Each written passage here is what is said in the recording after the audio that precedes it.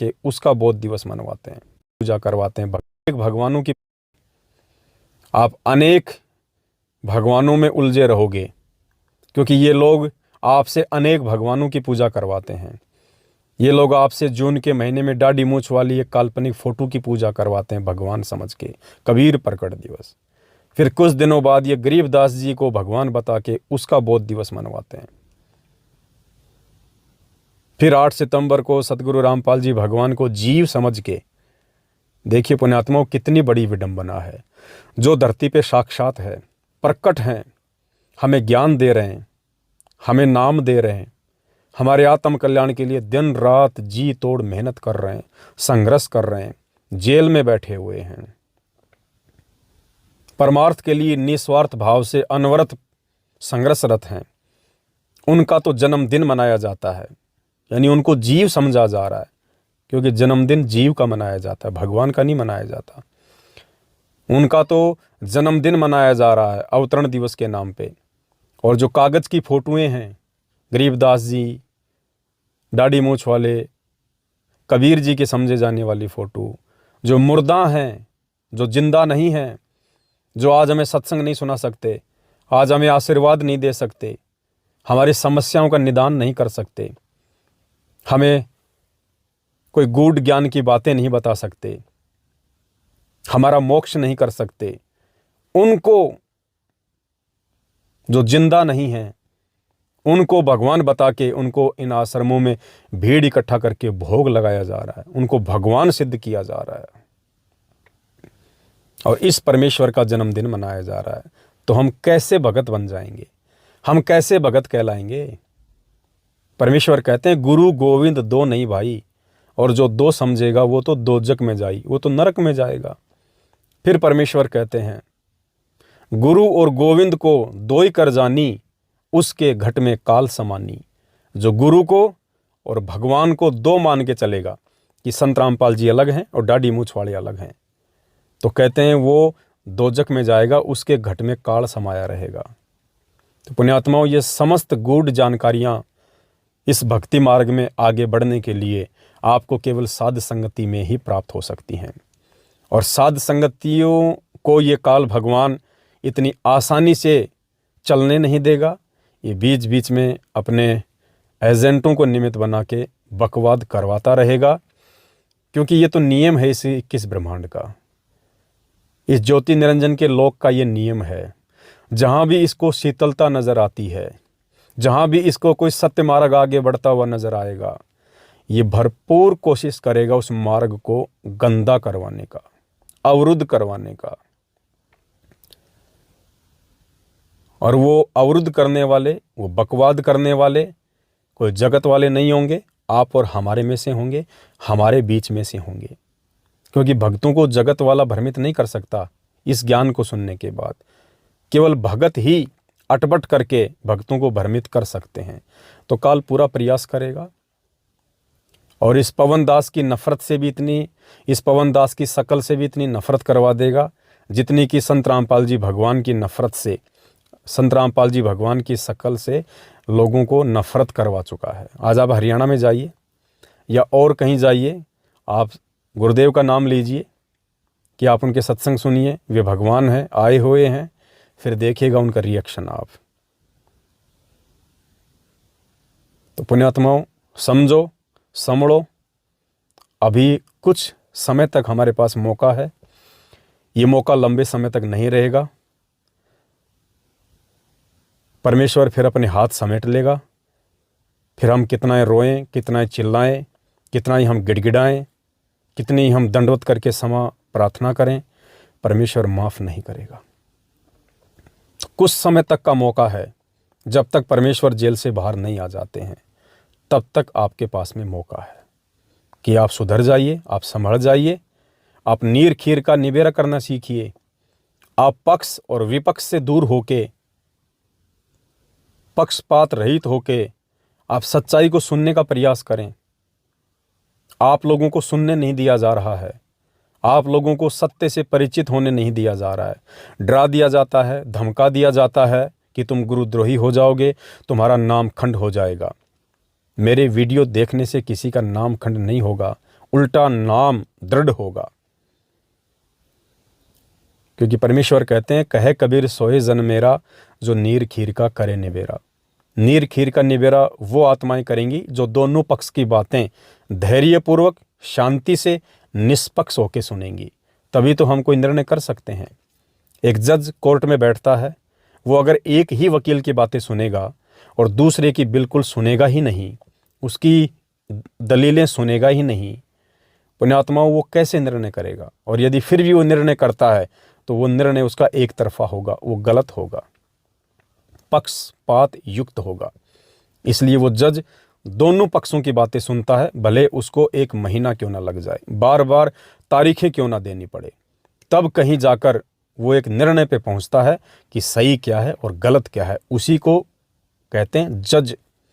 तो परमेश्वर ने ये अपना अनमोल तत्व ज्ञान देके आप और हम सभी आत्माओं को जज बनाया है, जज भक्ति मार्ग में। और जब तक हम जज नहीं बनेंगे, जज यानी निर्णयकारी, न्यायकर्ता, जब तक हम न्यायकर्ता नहीं बनेंगे कि सही क्या है और गलत क्या है, संगत में 2 भाग क्यों हुए हैं, रीजन क्या है, उसकी गहराई में नहीं जाएंगे, और जब तक हम उस सही मार्ग को फॉलो नहीं करेंगे, हम भगत की श्रेणी में नहीं माने जाएंगे, हम भक्ति मार्ग में आगे नहीं बढ़ सकते। पुण्यात्माओं, अब ये आप सभी भाई बहनों के ऊपर है। दास की ड्यूटी केवल शिष्य धर्म निभाते हुए इतनी ही है कि मैं आपको समय समय पर सत्य से अवगत करवाता रहूं, परिचित करवाता रहूं। मेरा काम किसी के ऊपर ज़बरदस्ती दबाव देके किसी चीज़ को मनवाने का नहीं है, जैसा कि हमारे बड़े भाई सतलोक आश्रम मैनेजमेंट हरियाणा वाले करते हैं, नामदान संचालक और कोऑर्डिनेटर करते हैं। आप लोगों को डराते हैं, धमकाते हैं, मारपीट तक करते हैं, गाली गलौज तक करते हैं, आपको आश्रम में ना घुसने देने की धमकियां देते हैं, बात बात पे आपका नाम खंड कर देते हैं कि तेरा नाम खंड हो गया, शुद्ध करवा ले, तूने उसका वीडियो देख लिया। तो पुण्यात्माओं, भक्ति मार्ग में ये चीज़ें सही नहीं है। हम किसी पे दबाव नहीं दे सकते, हम किसी को प्रेशराइज नहीं कर सकते। परमेश्वर ने भी अपनी आत्माओं को सदा से स्वतंत्र रखा है। आज इतना ज्ञान देके गुरुदेव ने किसको बाध्य किया कि आपने मेरी ही भक्ति करनी पड़ेगी? नहीं। काल भगवान के साथ परमेश्वर का जो एग्रीमेंट था, उसके तहत परमात्मा ने किसी भी जीव आत्मा पे पाबंदी नहीं लगाई। काल ने कहा था, परमात्मा आप नीचे जाके अपना ज्ञान देना, जो आपका ज्ञान समझे वो आपका, जो आपका ज्ञान ना समझे वो छोड़ देना, मेरे जाल में रहेगा। आप जबरदस्ती किसी के साथ ना करना, जबरदस्ती किसी को ज्ञान ना समझाना। तो परमेश्वर ने कहा कि जबरदस्ती का तो मतलब ही नहीं है। अगर मुझे जबरदस्ती करनी होती तो मैं इन आत्माओं को तेरे साथ यहाँ आने की छूट देता ही नहीं। मैं सतलोक में ही जबरदस्ती कर देता, सबको डांट मार के चुप कर देता कि नालायको, मरोगे नीचे जाके, चुपचाप बैठ के भक्ति कर लो यहाँ पे। और आज के बाद अगर नाम भी लिया नीचे जाने का, तो हम में से कौन ऐसा है जो परमेश्वर की बात को काट के इस काल के साथ नीचे आता? हम नहीं आ पाते नीचे, और ना ही नीचे आने का कोई रास्ता था। वो तो परमेश्वर ने हमारे को फिर स्वतंत्रता दी, परमेश्वर ने हमारे को रास्ता दिया, और एक विधि के तहत शब्द रूप में हम सभी आत्माओं को दुर्गा के अंतःकरण में डाल के यहाँ भेजा। तो परमेश्वर ने आत्माओं को सतलोक में भी स्वतंत्र रखा हुआ है, किसी पे कोई पाबंदी नहीं है। लेकिन परिणाम भी फिर वो आत्मा ही भोगती है, अच्छे का अच्छा, बुरे का बुरा। तो ठीक आज भी परमात्मा वैसा ही करेंगे जैसा सतलोक में। आज भी परमेश्वर ने 27 साल से अपना ज्ञान दिया, हमें अच्छे बुरे, भले मंदे, नीच ऊंच हर कर्मों की जानकारी दे दी कि तुम्हारा हित किस चीज़ में है और तुम्हारा अहित किस चीज़ में है, कौन सी क्रिया करने से, किस प्रकार भक्ति मार्ग पे चलने से तुम्हें लाभ होगा और कौन सी क्रिया करने से तुम्हें हानि होगी। उसके बाद परमात्मा जबरदस्ती किसी का हाथ पकड़ के नहीं समझाएगा, क्योंकि परमात्मा पक्षपात नहीं करता है। अगर विधाता ही अन्याय करे तो पुण्यात्माओं फिर तो न्याय ही खत्म हो जाएगा इस पृथ्वी लोक से। तो अब ये आप और हम सभी भाई बहनों पे है, जो हम पूज्य गुरुदेव के शिष्य और शिष्या हैं, ये उनके ऊपर है कि वो इस ज्ञान को समझ के किस प्रकार इस भक्ति मार्ग पे चलने का फैसला करते हैं।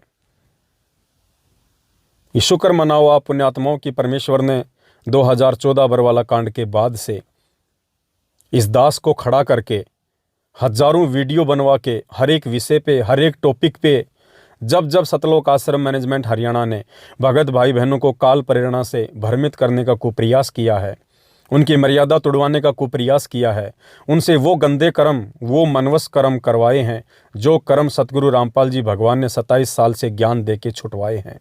राजनीति, आरक्षणबाजी, देहदान, रक्तदान और भी ना जाने कितने धरने, प्रदर्शन, रैलियां, मनमुखी रूप से बात बात पे चुनाव में वोट डलवाना, जिन चीज़ों के लिए परमात्मा ने हमें पाबंद किया था, उन चीज़ों को खुलेआम उसी परमात्मा का नाम ले लेके आज सतलोक आश्रम मैनेजमेंट हरियाणा हमसे करवा रहा है।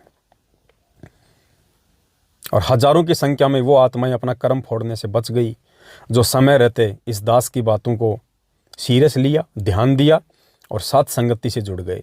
आज वो अपनी भक्ति को बढ़ा रहे हैं, ना कि उन लोगों का साथ देके, उनके उल्टे कर्मों में सहयोग करके अपनी बना बनाई भक्ति का सत्यानाश कर रहे हैं। तो आज इसी विषय पे हम आगे बढ़ेंगे। और सबसे पहले दास आपको सूचना देना चाहेगा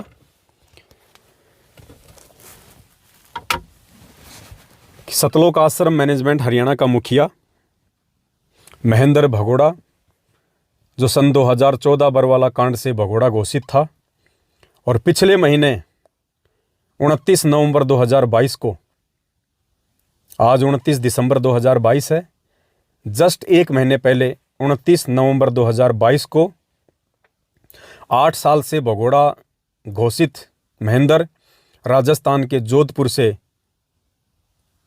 पकड़ा गया था।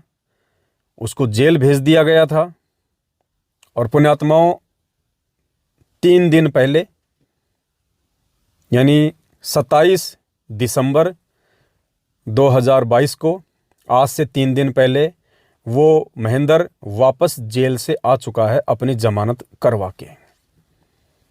है ना आश्चर्य की बात? आश्चर्य हो रहा ना आपको, कितना जल्दी आ गया। इतना वांटेड व्यक्ति,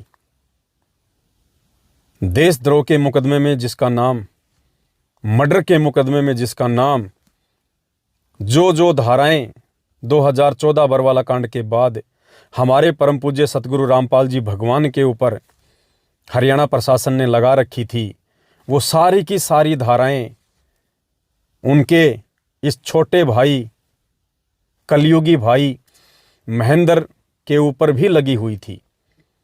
और 8 साल से हमारे गुरुदेव की कोई जमानत नहीं, कोई सुनवाई नहीं। और उन्हीं धाराओं में ये महेंद्र भगोड़ा 1 महीने पहले पकड़ा जाता है और मात्र 27 दिन में इतनी बड़ी बड़ी धाराओं में, देशद्रोह जैसी धारा में अपनी जमानत करवा के और 3 दिन पहले हिसार जेल से बाहर भी आ जाता है। पुण्यात्मा, इसको कहते हैं राजनीतिक साठगांठ। 8 साल से ये दास जो आपको चिल्ला रहा है कि बरवाला कांड इस महेंद्र भगोड़े की साजिश है, इसकी गंदी सोच का परिणाम था बरवाला कांड। आश्रम, गुरुदेव की संपत्ति और गुरु पद को हड़पने के लिए। और 27 दिन में मात्र ये व्यक्ति अपनी जमानत करवा के जेल से बाहर आ जाता है। पुण्यात्माओं, इसीलिए सतलोक आश्रम मैनेजमेंट हरियाणा वालों के द्वारा बीजेपी को समर्थन दिया जाता है, बीजेपी के कैंडिडेट को वोट डलवाए जाते हैं, उनका प्रचार करवाया जाता है, बीजेपी के नेताओं को सत्संगों में बुलाया जाता है, उनको भीड़ दिखाई जाती है लाखों की कि आने वाले चुनाव में ये व्यक्ति आप ही को समर्थन करेंगे, आप ही को वोट करेंगे, आप ही के पोलिंग एजेंट बनेंगे।